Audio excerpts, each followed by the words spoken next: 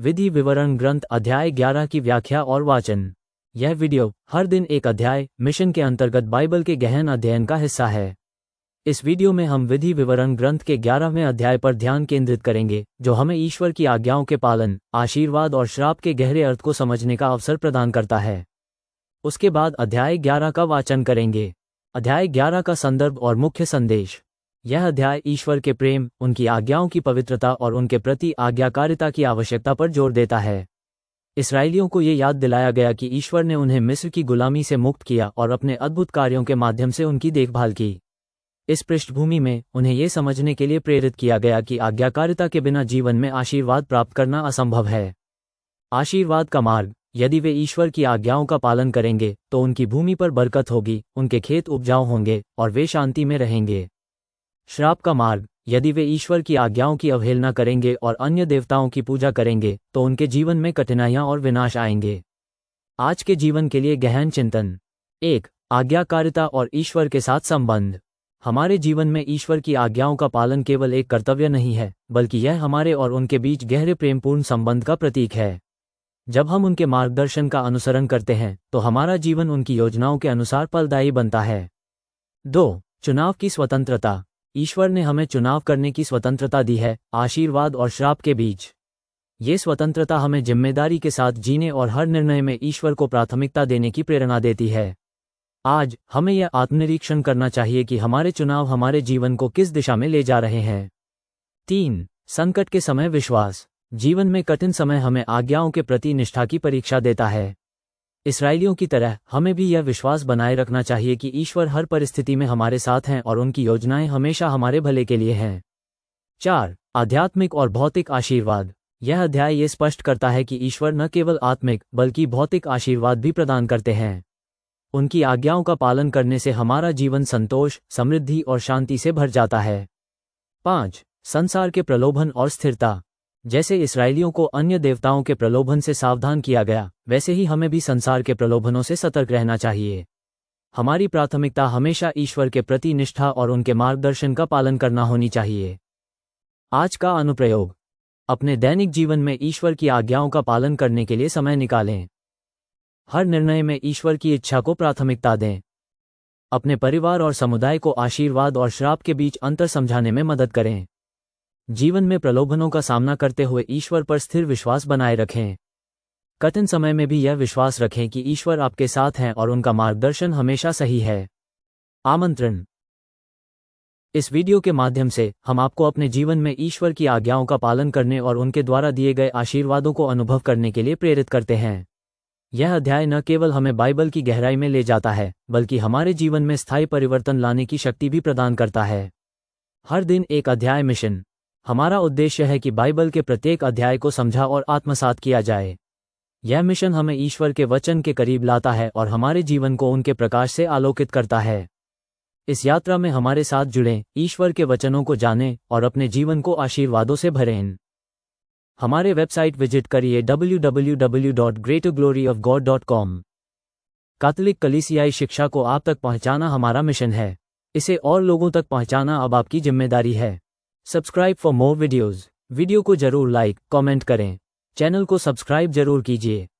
आइए हम इन बातों को ध्यान में रखते हुए विधि विवरण ग्रंथ अध्याय 11 का वाचन करेंगे। इस व्याख्या को इस वीडियो के डिस्क्रिप्शन से कॉपी कर सकते हैं। विधि विवरण ग्रंथ अध्याय 11। इस्राएलियों का ज्ञान। तुम अपने प्रभु ईश्वर को प्यार करो और उसकी आज्ञाओं, नियमों, विधि निषेधों और आदेशों का सदा पालन करो। आज अपने प्रभु ईश्वर की शिक्षा याद रखो।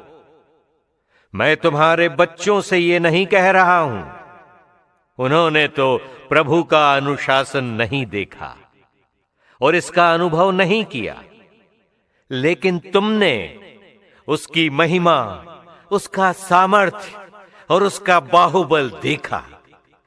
तुमने मिस्र में मिस्र के राजा फिरौन और उसके समस्त देश के विरुद्ध प्रभु के किए हुए चमत्कार और कार्य देखे। उसने तुम्हारा पीछा करती हुई मिस्र की सेना का विनाश किया। उसने उसके घोड़े और रथ लाल समुद्र की लहरों में बहा दिए। तुमने देखा कि यहां तक पहुंचने से पहले उसने उजाड़ खंड में तुम्हारे लिए क्या क्या किया। तुमने देखा कि उसने रुबेन वंशी एलियाब के पुत्र दातान और अबीराम के साथ क्या किया। जब पृथ्वी फट गई थी और उसने उनके परिवारों को, उनके तंबुओं और उनके सर्वस्व को इजरायलियों के देखते देखते निगल लिया।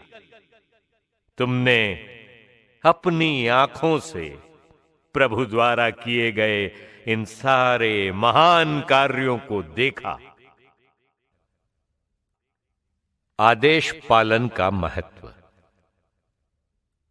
इसलिए तुम्हें उन सब आज्ञाओं का पालन करना चाहिए जिन्हें मैं आज तुम्हें सुना रहा हूं, जिससे तुम शक्तिशाली बनो और उस देश को जीत सको जिसे तुम अपने अधिकार में लेने के लिए यर्दन पार कर रहे हो, और उस देश में दीर्घ काल तक बस सको जहां दूध और मधु की नदियां बहती हैं। प्रभु ने उसे तुम्हारे पूर्वजों और उनके वंशजों को देने का शपथ पूर्वक वचन दिया। तुम अपने अधिकार में करने के लिए जिस देश में प्रवेश करने जा रहे हो वो मिस्र के समान नहीं है जिससे तुम निकल आए हो। वहां तुम बीज बोने के बाद पैरों से रहट चलाकर सिंचाई करते थे, जैसी सब्जी की क्यारियों में की जाती है। जो देश तुम उस पार अपने अधिकार में करोगे पहाड़ियों और तराइयों का देश है, और वो बादलों के जल से सींचा जाता है। वो एक ऐसा देश है जिसकी देखरेख प्रभु तुम्हारा ईश्वर करता है, और जिस पर वर्ष के प्रारंभ से अंत तक प्रभु का ध्यान रहता है। यदि तुम मेरी इन सब आज्ञाओं का, जिन्हें मैं आज तुम्हें सुना रहा हूं, पालन करोगे और प्रभु अपने ईश्वर को प्यार करोगे तथा सारे हृदय और सारी आत्मा से उसकी सेवा करोगे, तो मैं तुम्हारे देश को शरत और वसंत में ठीक समय पर वर्षा प्रदान करूंगा, जिससे तुम अनाज, अंगूरी और तेल की फसल बटोर सकोगे। मैं तुम्हारे खेतों पर तुम्हारे पशुओं के लिए चारा उगाऊंगा। तुम भी खाकर तृप्त हो जाओगे। सावधान रहो, तुम्हारे हृदय बहके नहीं, और तुम पथभ्रष्ट होकर पराए देवताओं की सेवा मत करो और उन्हें दंडवत मत करो। ऐसा करोगे तो तुम्हारे विरुद्ध प्रभु का कोप भड़क उठेगा और वो आकाश के द्वार बंद कर देगा और तुम्हारे लिए वर्षा नहीं होगी, भूमि फसल पैदा नहीं करेगी, और इस प्रकार वो रमणीय देश नष्ट हो जाएगा जिसे प्रभु तुमको देने वाला है। उपसंहार।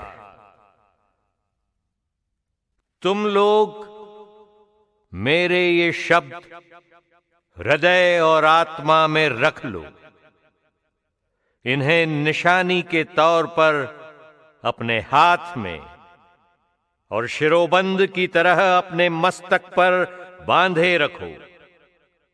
इन्हें अपने बाल बच्चों को सिखाते रहो, और तुम चाहे घर में रहो, चाहे यात्रा करो, सोते जागते समय इनका मनन करते रहो।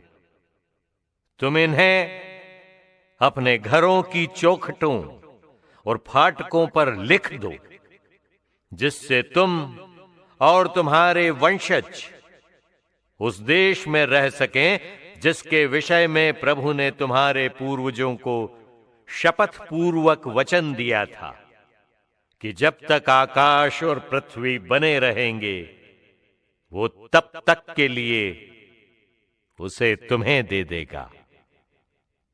यदि तुम इन सब आदेशों का सावधानी से पालन करोगे जिन्हें मैं आज तुम्हें सुना रहा हूं, प्रभु अपने ईश्वर को प्यार करोगे, उसके मार्गों पर चलते रहोगे और उसके अनुगामी बने रहोगे, तो प्रभु उन सब राष्ट्रों को तुम्हारे सामने से भगा देगा और तुम अपने से अधिक महान और शक्तिशाली राष्ट्रों का देश अपने अधिकार में करोगे।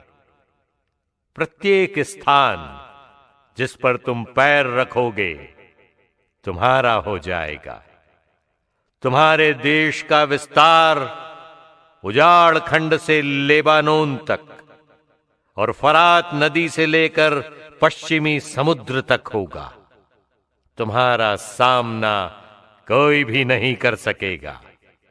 तुम जिस भूमि पर अपने पांव रखोगे उस समस्त देश में प्रभु तुम्हारा ईश्वर तुम्हारे प्रति भय और आतंक उत्पन्न करेगा, जैसी उसने तुमसे प्रतिज्ञा की थी।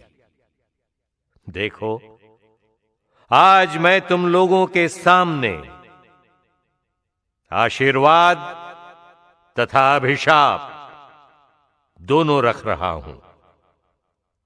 प्रभु की जो आज्ञाएं मैं आज तुम्हारे सामने रख रहा हूं, यदि तुम उनका पालन करोगे तो तुम्हें आशीर्वाद प्राप्त होगा। यदि तुम अपने प्रभु ईश्वर की आज्ञाओं का पालन नहीं करोगे और जो मार्ग मैं आज तुम्हें बता रहा हूं उसे छोड़कर उन अन्य देवताओं के अनुयायी बन जाओगे जिन्हें तुम अब तक नहीं जानते, तो तुम्हें अभिशाप दिया जाएगा। यदि प्रभु तुम्हारा ईश्वर तुम्हें उस देश में ले जाएगा जिस पर तुम अधिकार करने जा रहे हो, तो तुम गरिज्जीम पर्वत पर आशीर्वाद और एलाप पर्वत पर अभिशाप दोगे। ये दोनों पर्वत यर्दन के उस पार पश्चिम के मार्ग में अराबा में रहने वाले कनानियों के देश में गिलाद के सामने मोरे के बलूत के पास स्थित हैं। अब तुम उस देश में प्रवेश करने के लिए यर्दन पार करने वाले हो जिसे प्रभु तुम्हारा ईश्वर तुम्हें दे रहा है।